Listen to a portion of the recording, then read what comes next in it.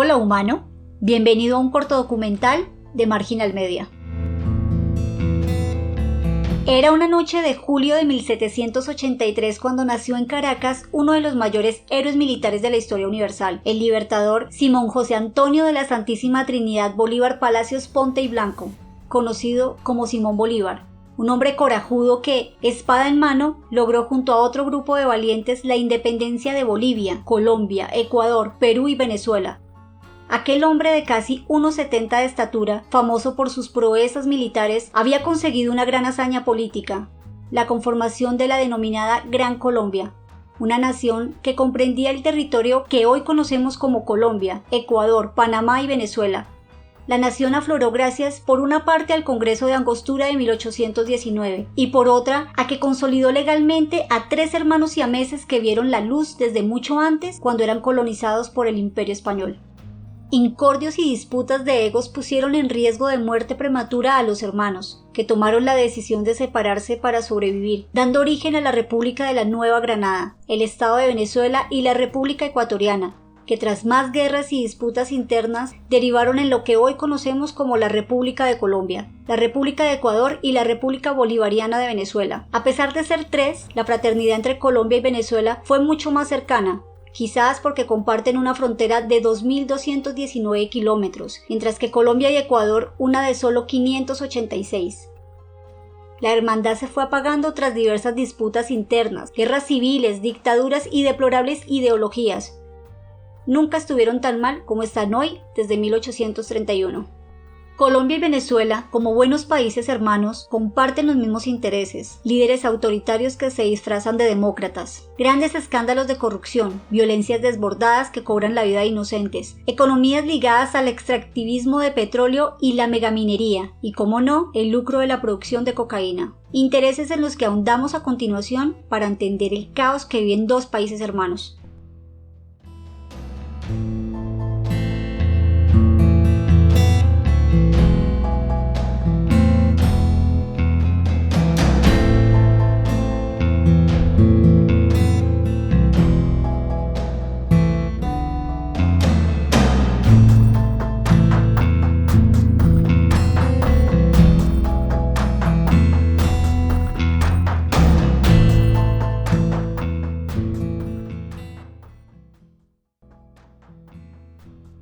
Las similitudes entre los dos países empiezan por dos grandes figuras políticas latinas, que tomaron el poder de manera democrática y condujeron a las dos patrias hacia las dictaduras. En Venezuela, Hugo Chávez, y en Colombia, Álvaro Uribe Vélez, dos líderes que podrían ser antítesis entre sí, pero que compartían tantas similitudes que parecían hijos de una misma madre. Uno de ultraizquierda y el otro de ultraderecha, ambos con presuntas buenas intenciones que terminaron por producir hambre en un país y guerra en el otro.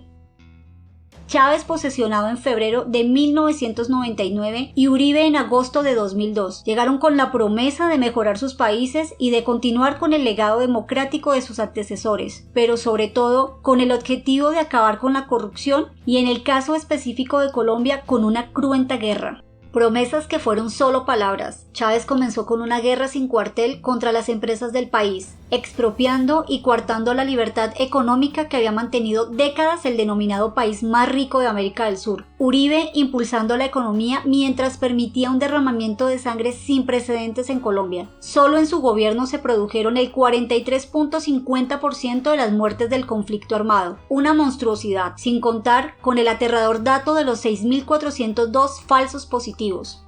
En corrupción, mientras Chávez llenaba empresas públicas como PDVSA de contratos a familiares de sus compinches, amigos y militares para solidificar su régimen, Uribe sufría por escándalos como el de Agroingreso Seguro, la Yidispolítica y el caso La Gata, rodeado de diversas figuras políticas con nexos con paramilitarismo.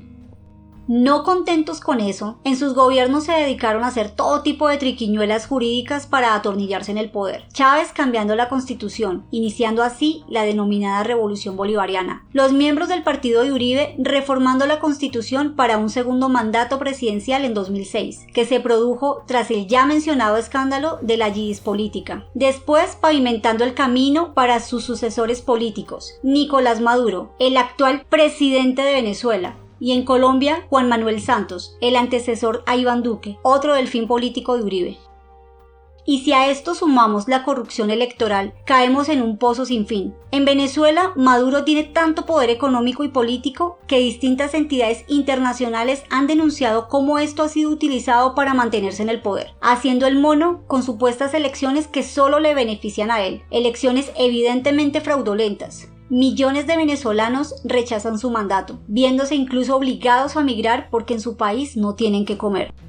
En Colombia los lobbies y la mermelada han permitido a los políticos de siempre atornillarse en sus cargos. Elecciones que han presentado elevados casos de corrupción, como el de la senadora uribista María Fernanda Cabal, quien no ha sido investigada por la compra de votos que realizaron un puñado de funcionarios públicos, porque según las autoridades, las almas caritativas gastaron su dinero y arriesgaron su libertad para que Cabal llegara al Congreso. Palomas de Dios.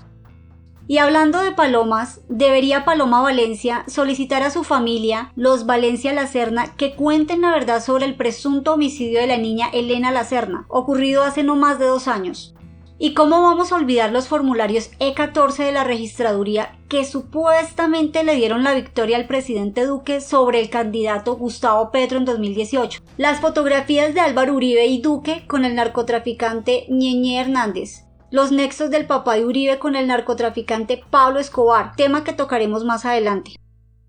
En sus gobiernos y los de sus sucesores se han visto grandes casos de represión y autoritarismo. En Venezuela, en diversas manifestaciones contra Chávez y posteriormente Maduro, se ha reprimido a sangre y fuego a la ciudadanía. Solo en 2017 murieron 158 personas. En Colombia, en manifestaciones contra la seguridad democrática, hubo fuertes represiones y sospechosas amenazas de grupos paramilitares contra quienes las organizaban. Con Santos se destaca la violenta represión en el paro nacional agrario de 2013 y en época Duque la presentada en el paro nacional de noviembre de 2019 donde murió Dylan Cruz, las manifestaciones de septiembre de 2020 tras el asesinato de Javier Ordóñez por parte de la policía y las presentadas este año donde hay más de 50 muertos y 100 desaparecidos.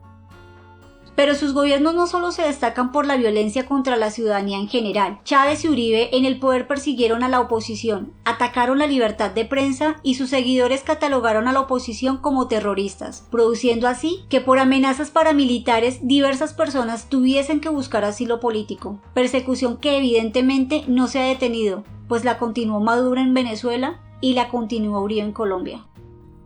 Por otro lado, la figura de Chávez en Venezuela para algunos es casi una deidad. A pesar de que ya han pasado 8 años desde su muerte, parte de la sociedad le profesa gran fervor, desde quienes se contactan espiritualmente con él por medio de rezos y santería, hasta quienes reciben armas por parte de Maduro para defender el país de una supuesta invasión desde Colombia. En el caso de Uribe, a pesar de que su popularidad está por el suelo, tiene un gran número de seguidores que pierden los estribos defendiendo su imagen, también casi celestial, como el caso de los sujetos de los famosos videos "Te quitas esa camiseta o te pelamos". Tenemos la ayuda de nuestro presidente Duque.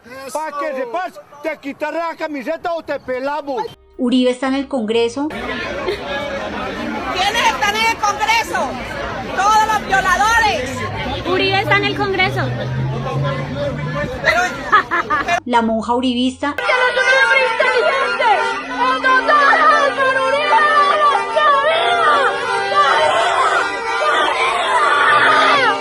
Entre otros, sin contar que su poder político, financiero y su habilidad para engañar incautos le permitió llegar 2 veces a la presidencia y poner 2 presidentes. Aquí ya no se trata de si se es de izquierdas o derechas. Ser un genocida y un corrupto no tiene espectro político. Lastimosamente, Colombia y Venezuela comparten el mismo destino que otro hermano de la región, México. 3 grandes narcoestados que no cambiarán hasta que no se cambie la política de guerra contra los estupefacientes.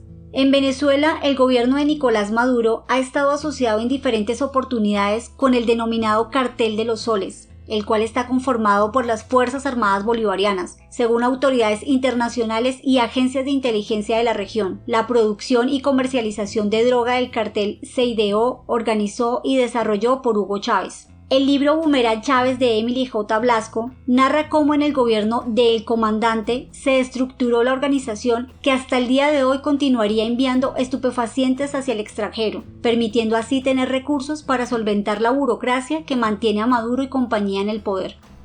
Aunque el gobierno de Venezuela ha negado las acusaciones y las ha atribuido a un ataque diplomático y de opinión en su contra, diversas fuentes y noticias determinarían que más que un mito es una realidad. Un ejemplo es la presencia de los grupos terroristas como el ELN y las disidencias de las FARC en el país, quienes se dedican desde hace décadas a solventar la guerra exportando cocaína.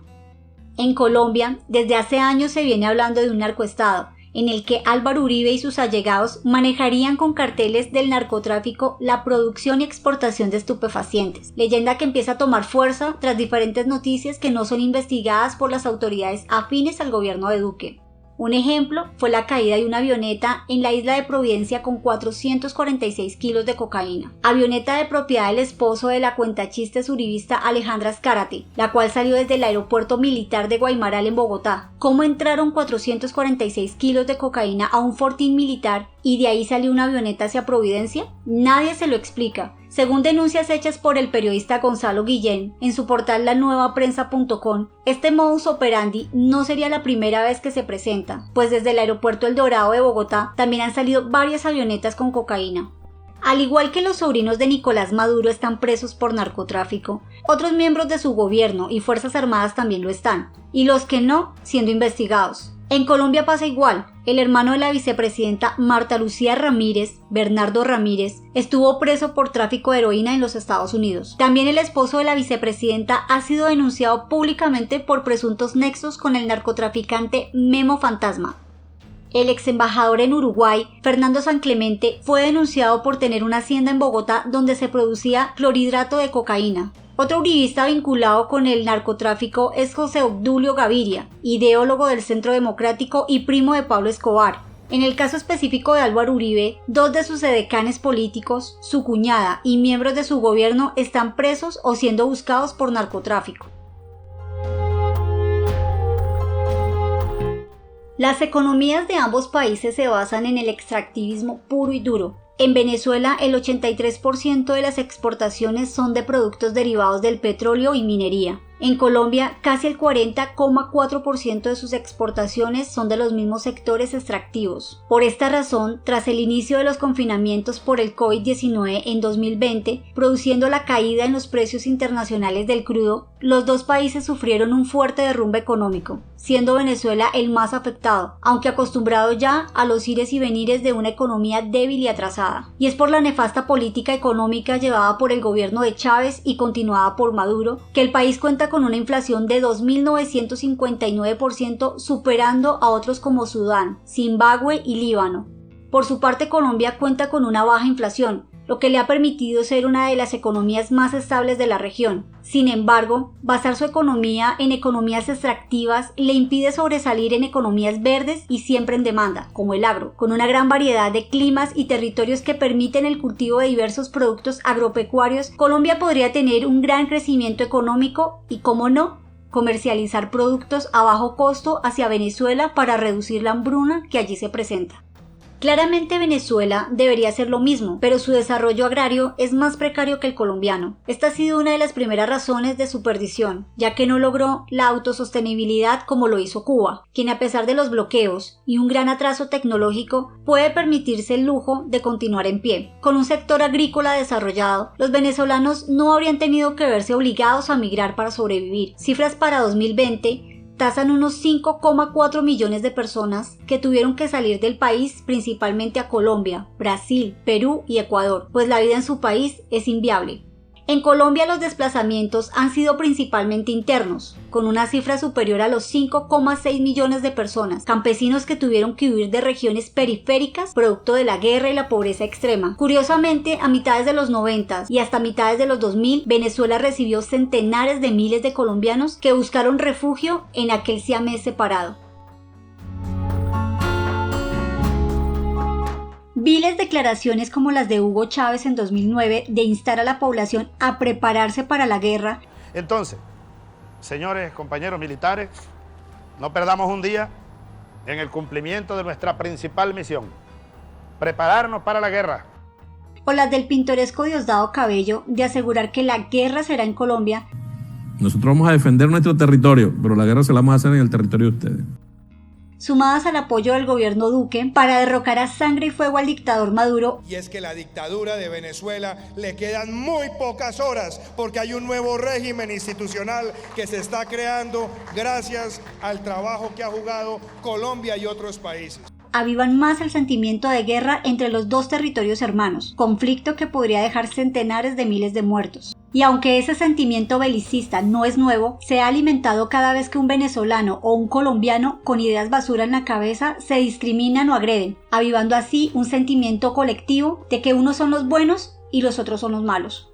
En Colombia y Venezuela no hay ninguno malo más allá de quienes tienen la intención de separar una misma patria fracturada, de llevarnos al exterminio, de propiciar un Caín y un Abel, pero protagonizado por dos Caínes. ¿No es suficiente ya de tanta manipulación? ¿Para qué continuar propiciando el odio entre hermanos? ¿Por qué replicar noticias o leyendas urbanas con intenciones xenofóbicas, aporofóbicas o despectivas, hasta que nos matemos como en Afganistán, Corea, Camboya, Vietnam o la antigua Yugoslavia? ¿Cuándo será el día que un país se mire al espejo y vea reflejado al otro? ¿Cuando tengamos el cuerpo lleno de sangre? Hasta la próxima, La Paz.